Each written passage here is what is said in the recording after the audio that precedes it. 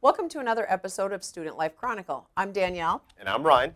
Ryan, why don't you tell the viewers who we have with us today? Right, this is Lateral Simman 3G here at the Nursing Lab at the Round Rock campus. Call me Bert. Sure thing, Bert. So in this episode, we'll get the chance to meet Bert as well as some fellow simulators here at the Nursing Lab. And we'll also speak with members of the Step Up Empowerment Organization about sexual and domestic violence and how they affect students on a college campus.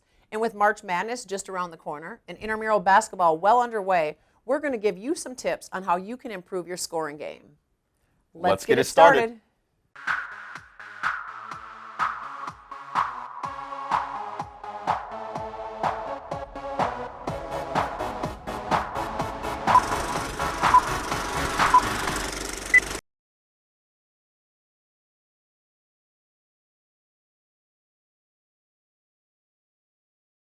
So the reason I am so passionate about this subject and joined Step Up Empowerment was because a few years ago my best friend was going to a college and it was her freshman year, and she went to a frat party. He was turning 21 and we had grown up with him, we'd known him our entire lives, and she went by herself and she felt comfortable with him because we knew him. And so they get to the party and she has a couple of drinks and she starts to feel really weird.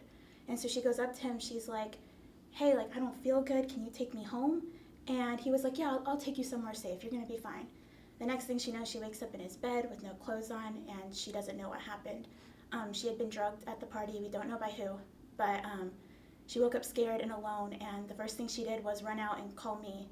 So my experiences stem all the way back to childhood, from being molested as a child, then moving into some toxic relationships as a teenager and getting married and being in another toxic relationship, and then getting divorced from that relationship and moving into another toxic relationship where it was not only emotional and mental abuse, but there was some sexual abuse within a relationship. My sister has worked with sex trafficking victims, and so I've gotten to learn a lot about that within the years. And even gotten to go to safe houses and see the women, and it's heartbreaking to see how much mentally that can affect them, how it can like strip away your identity, make you feel worthless. So I think it's really important to share your story with other people, because a lot of times you feel like you're alone in this. A lot of times when you're going through something, whether it's domestic violence or a rape or sexual assault, a lot of your friends and family tend to blame you, and it's not like they're trying to be mean about it, it just happens. And so if you share your story with other people, they're like, hey, I went through that too. And then you have that like community and support that you need in order to move on or to get over it or to go to counseling or anything you need to do.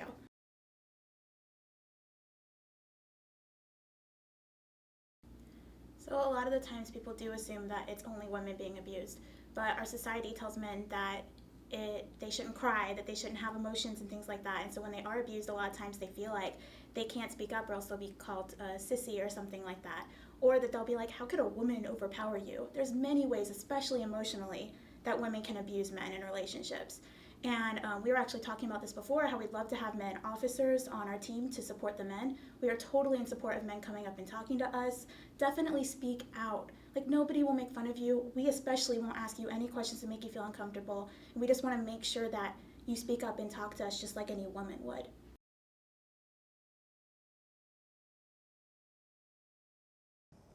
The main thing is to come forward. There's no shame in being a victim to a crime. Come forward. And I say that because many times we found out about these assaults days later when the evidence is gone. Come forward immediately. We're here to keep you safe on and off campus, but if you don't help us by coming forward, we can't help you much. So come forward. So what happens is once a victim comes forward, they'll go through many different variations of feelings. They'll feel ashamed, they'll be embarrassed, they'll also be angry, which is also a normal. They'll also have fear, so they may not want to talk to a male officer. They'll only want to talk to a female officer. So we do everything we can to protect that victim in that moment and not re-victimize that individual. We want to empower them so they can actually get their life back in order.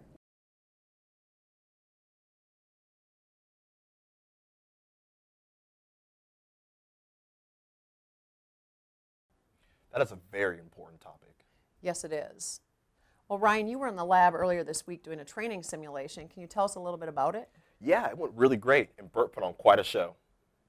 Why, thank you. Let's take a look. What is the purpose of the simulation?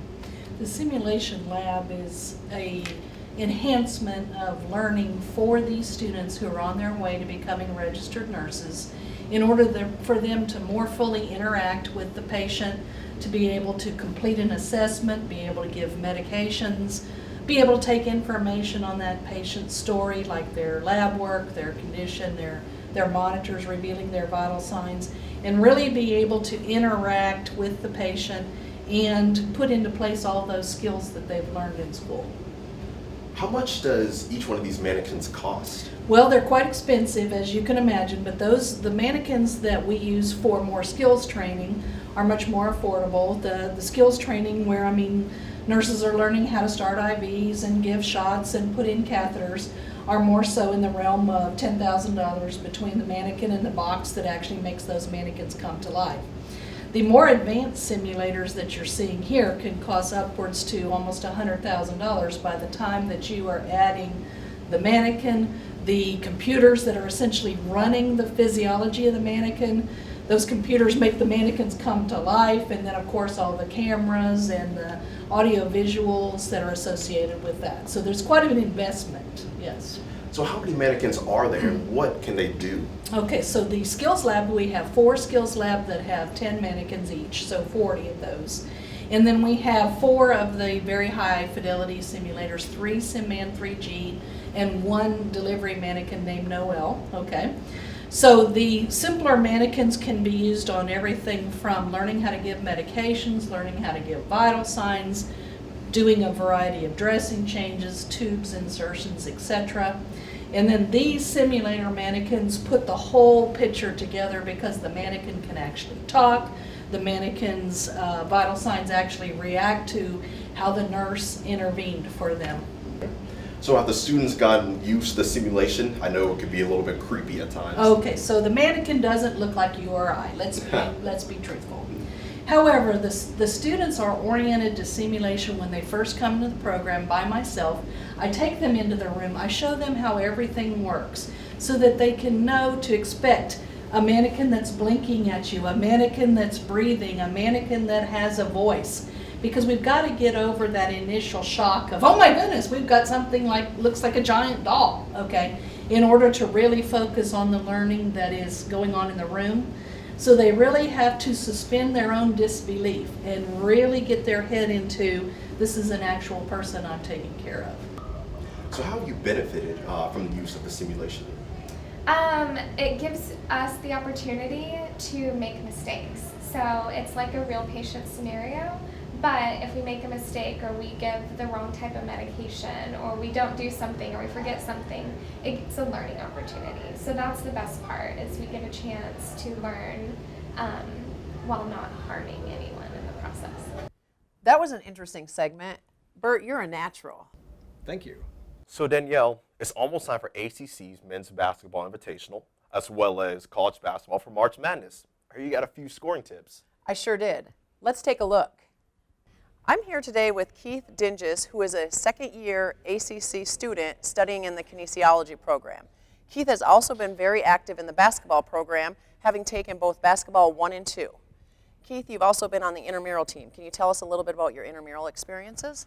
Yeah, Tracy sets up a bunch of different teams, and at the end of the year, or usually spring semester, we play against a traveling Australian team. He selects the best players out of the groups and invites them to come play in that game. And now with the competition against the Australian team, how did that go, and personally, how well did you do? We did win both games so far. I can say I went undefeated against Australia while I move on with my basketball career. But I did all right. And moving on, you said with your basketball career, what are your plans? Obviously, you want to pursue it, and where are you planning on trying to do that at? Hopefully, I'll be transferring to Texas State this fall, and hopefully I'll earn a spot on their basketball team. Okay, and then after basketball, you're going to have a kinesiology degree. What are your goals and ambitions to do with that? Hopefully I can start coaching. If I don't end up, pro basketball player, like my dream is, I'd love to coach and just teach kids the game that I love. So let's go over to the free throw. The free throw is the one constant in basketball when you can score points, the clock is stopped, and you're the same distance from the basket every single time. What type of technique do you have, and can you give us some keys to your success at the free throw line? Just keep a level head, keep calm, and try just to focus on the rim and you, and keeping everything straight and exactly the same every single time. So first I get my feet shoulder width apart, both pointing towards the basket, and my right foot a tiny bit forward just because I'm right-handed. And then you make sure everything's lined up from your knees to your elbow to your fingers pointing towards your head. And then you shoot and follow through. One thing that most people overlook is the follow through. And I was taught as a kid that it's like putting your hand in the cookie jar when you can't reach it.